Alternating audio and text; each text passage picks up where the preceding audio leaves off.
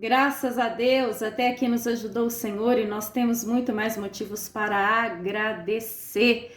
Ainda que venham lutas tão fortes e tão grandes, o nosso motivo maior é agradecer, porque grandes coisas o Senhor fez por nós. Por isso estamos alegres. Se estamos de pé, é porque Ele ainda quer. É a causa de que o seu amor e a sua misericórdia se renovaram sobre mim e sobre ti. E até aqui o Senhor tem nos sustentado, tem nos fortalecido, porque grandes coisas Ele já fez. E ainda maiores, eu creio, pela palavra, Ele fará. Porque Ele é poderoso para fazer infinitamente mais, além de tudo aquilo que pedimos ou pensamos, segundo o seu poder, que em nós opera.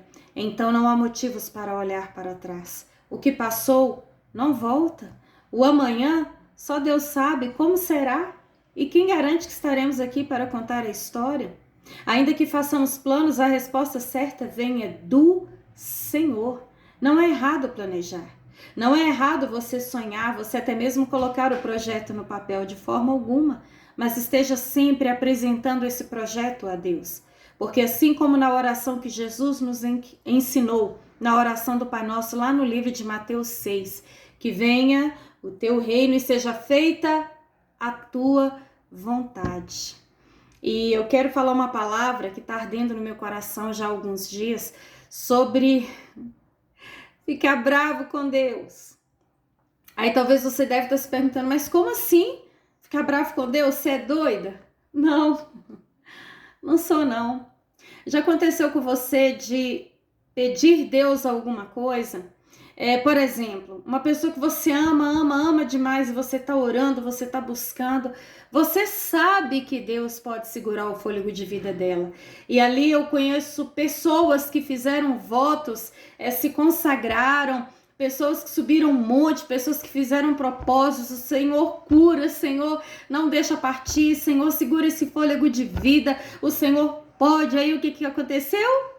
Morreu. Ou então você está pedindo para Deus abrir uma porta de emprego. A pessoa está passando necessidade, passando muitas dificuldades mesmo, e então surge uma oportunidade. E ali ela pede, ela clama, ela chora, ela insiste, e Deus não permite que a porta seja aberta. Ou então, como no caso de Jó, que o próprio Deus elogiou, que era íntegro, reto, temente a Deus, se desviava do mal, e o próprio Deus permitiu ele enterrar os seus 10 filhos de uma vez. Perder todos os bens, tudo que ele possuía. E não era qualquer coisa não, ele era o homem mais rico do Oriente. E por fim, a sua mulher que restou falou com ele no momento de desespero, amaldiçoa o seu Deus e morre. E dá as costas para ele. E ele ainda perde a sua saúde, mas fica o fôlego de vida. E ele mesmo declara: o que eu mais temia me aconteceu. Quantas vezes a gente pede a Deus: Senhor, eu tenho tanto medo disso acontecer. Deus deixa acontecer. Ou então você vê algo que você fala: para que eu fui ver? Deus, para que o Senhor deixou eu ver isso? E tem também o caso de Paulo, que tinha um espinho na carne, que foi colocado para que ele não se ensoberbecesse acerca das visões que ele tinha, as revelações que Deus dera ao apóstolo Paulo. E ele fala que orou 3 vezes para que Deus tirasse o espinho. E qual foi a resposta do Senhor? Eu não vou tirar. A minha graça te basta. O meu poder se aperfeiçoa na fraqueza. Quantas vezes a gente busca, a gente chora, a gente geme e Deus não faz. Deus não dá. Deus não abre a porta. E eu falo por mim mesma, que há situações que eu choro como uma criança. Eu falo: Deus, o Senhor pode mudar essa situação, o Senhor pode reverter esse quadro, o Senhor pode mudar essa história, o Senhor pode abrir os olhos, o Senhor pode mudar a circunstância, o Senhor tem poder para fazer milagre. O Senhor é Deus, Senhor. E parece que está piorando. Parece que o gigante está crescendo, parece que ele aumenta 10 centímetros por dia. E eu estava lendo aqui na palavra quando Lázaro, que era muito amigo, querido por Jesus, juntamente com Marta e Maria, as suas irmãs, ele adoeceu. E então as suas irmãs enviaram um mensageiro até Jesus, aqui no livro de João, capítulo 11, e ele rogou a Jesus: Jesus, Lázaro, a quem amas, está doente, as suas irmãs me mandaram te avisar. E para quem achou que Jesus ia sair correndo: Lázaro, meu amigo, eu tenho que ir lá rápido, eu tenho que ir porque Lázaro está doente, Lázaro está mal, eu tenho que chegar lá a tempo, eu tenho que fazer alguma coisa. Não. Sabe qual foi a resposta de Jesus? Essa doença não acabará em morte, é para a glória de Deus, para que o Filho de Deus seja glorificado por meio dela. E Jesus ainda fez questão de ficar mais 2 dias aonde ele estava. Ele não arredou um pé, não moveu uma palha. E quando finalmente Jesus chega, já tinha 4 dias que Lázaro estava enterrado, fedendo, cheirando mal. E logo que Jesus chegou àquele povoado, Marta veio correndo ao seu encontro quando soube que ele estava a caminho. E as primeiras palavras de Marta foram: Senhor, se o Senhor tivesse aqui, o meu irmão não teria morrido se o Senhor tivesse chegado. E aí depois vem Maria, logo atrás. As pessoas até acharam que ela saiu correndo para ir ao sepulcro chorar. E ela falou a mesma coisa: Senhor, se o Senhor tivesse aqui, o meu irmão não teria morrido. Sabe essa sensação? Se o Senhor tivesse ouvido, se o Senhor tivesse chegado, se o Senhor tivesse respondido, se o Senhor tivesse curado, se o Senhor tivesse livrado, se o Senhor tivesse aberto a porta, se o Senhor tivesse respondido a minha oração, se o Senhor.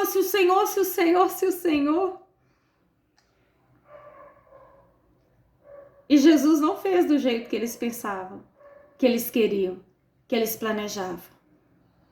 E aqui no livro de Deuteronômio é uma passagem fortíssima, fortíssima. A declaração de Deus através de Moisés para o povo, Deuteronômio 32, 39.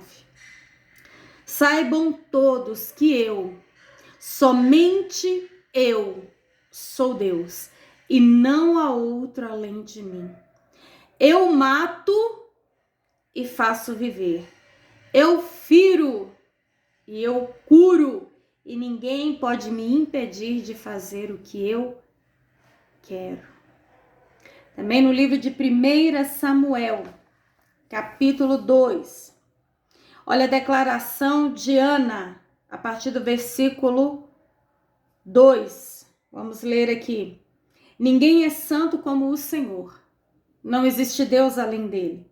E não há nenhum protetor como o nosso Deus. Não fiquem contando vantagens e não digam mais palavras orgulhosas, porque o Senhor é Deus que conhece e julga tudo o que as pessoas fazem.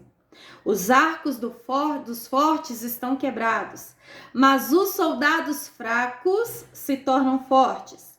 Os que antes estavam fartos, agora se empregam para ganhar comida, mas os que tinham fome, agora estão satisfeitos. A mulher que não podia dar à luz, deu à luz 7 filhos, mas a que possuía muitos filhos, ficou sem nenhum. O Senhor é quem tira a vida e quem a dá. É Ele quem manda a pessoa para os mundo dos mortos, é Ele que de lá faz voltar. Ele faz com que alguns fiquem pobres e outros ricos, rebaixa um e eleva outros. Deus levanta os pobres do pó e tira da miséria os necessitados. Ele faz com que os pobres sejam companheiros dos príncipes e os põe em lugares de honra. Os alicerces da terra são de Deus, o Senhor. Ele construiu o mundo sobre eles. Na relação entre oleiro e o barro, ele é o oleiro e nós sempre seremos o barro. Na relação entre o mestre e o seu aluno, sempre seremos aluno e ele sempre será o mestre. Na relação entre os pais e os filhos, Ele é Pai e nós somos apenas os seus filhos. Na relação entre o patrão e o empregado, é Ele quem manda, Ele é o patrão e nós somos os empregados. Na relação entre o médico e o paciente, que depende do médico para parar de sentir dor, para ter uma vida melhor, Ele é o médico e nós somos os pacientes. Entre o Criador e a criatura, nós somos criaturas. Ele é o Criador. Entre o Senhor e o servo, nós somos os servos e Ele é o Senhor. E me chama muita atenção que, mesmo Ele podendo fazer tudo, nem sempre Ele faz da forma que a gente sonha e deseja. Mas o que me acalma é saber que Ele sempre está no controle. Que Ele sempre sabe o que faz. Se Ele permitiu você ver algo que ainda que tenha trazido tanto sofrimento e angústia, ou passar uma enfermidade, uma perda, um luto, uma dificuldade, pode ter certeza que Ele conhece a sua capacidade. E nenhuma tentação é maior do que possamos suportar, mas junto com a tentação, junto com a prova, com a luta, Ele envia o escape e traz o refrigério. Até no vale da sombra da morte, Ele é o nosso pastor e nada nos faltará. Aquieta sua alma no Senhor, o seu coração no Senhor. Nós fazemos planos, mas a resposta certa vem dele. Ele sabe o que faz. É Ele quem dá a vida, é Ele quem tira, é Ele quem abate, é Ele quem eleva, é Ele quem honra, é Ele quem humilha. Lembra da oração do Pai Nosso? Que venha o teu reino e seja feita a tua vontade, assim na terra como no céu. Ele não perdeu o controle. Ele nunca perde o controle. Antes de todas as coisas existirem, Ele já era Deus. Ele não tem princípio, Ele não tem fim. É preciso amá-lo acima de todas as coisas, obedecê-lo, se submeter a Ele, porque Ele sabe o que faz. E quando a gente se entrega, a gente confia, a gente se lança pela fé, Ele é fiel para suprir, para guardar, para livrar, sustentar de pé, em nome do Senhor Jesus. E eu quero terminar aqui com uma passagem que está no livro de Eclesiastes, capítulo 12, versículo 13. Aqui, no término de tanta sabedoria, de tanta lucidez, de tantas maravilhas que Salomão, inspirado pelo Espírito Santo, escreveu, ele declara: agora que já se ouviu tudo isso, aqui está a conclusão. Tema a Deus, obedeça os seus mandamentos, porque isso é essencial para o homem. Porque Deus trará a julgamento tudo o que foi feito, inclusive tudo que está escondido, seja bom ou seja mal. Deus, Ele sabe o porquê, o para quê, o propósito, até quando. Ele é fiel. A gente não vê isso em todas as partes? Deus é fiel, Deus é fiel, Deus é fiel. O justo não anda por vista, não anda pela lógica, não anda pelo padrão natural, ele vive pela fé. Tenha fé. Creia que independente da resposta, se você estiver colocando nas mãos dele, confiando nele, o melhor ele fará. Que ele traga paz e refrigério ao seu coração. Que ele te dê uma fé firme, viva, fiel, para continuar crendo independente do que aconteça. O Senhor nos conhece pelo avesso, mas ninguém explica a Deus.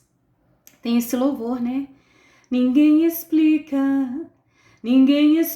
a Deus, ninguém explica a